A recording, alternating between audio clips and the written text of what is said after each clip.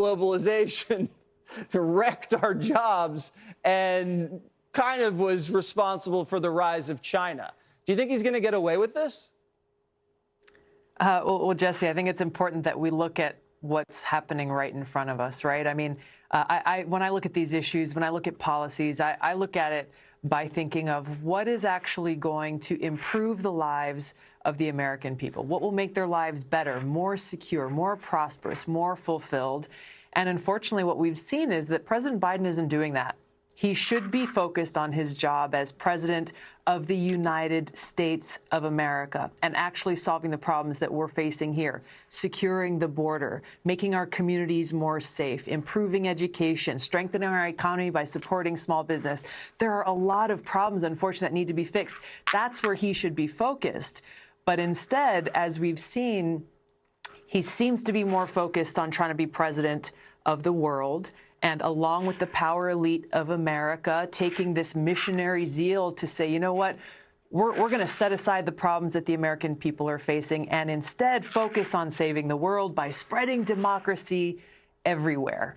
It's just a bigger version of Obama's Arab Spring, where he took his kind of messianic attitude towards trying to save the Middle East by spreading democracy, but really just left destruction, suffering, and death in his wake. And the American people paid a very, very heavy price for that.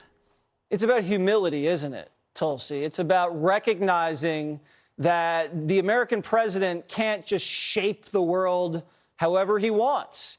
And part of being intelligent is kind of knowing your limitations. Do you think Joe Biden knows his limitations, or do you think he's so arrogant that he thinks he's just going to, create a new world order with global alliances that will be run out of Washington and Brussels like usual?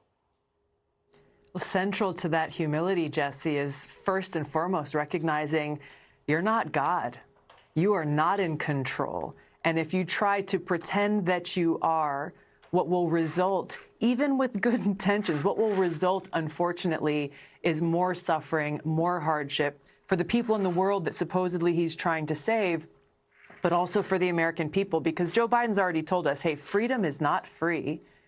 You, the American people, are going to pay the price. And that is exactly what we will see play out if he continues to think that he is and can be somehow the controller of all people and all things in this world.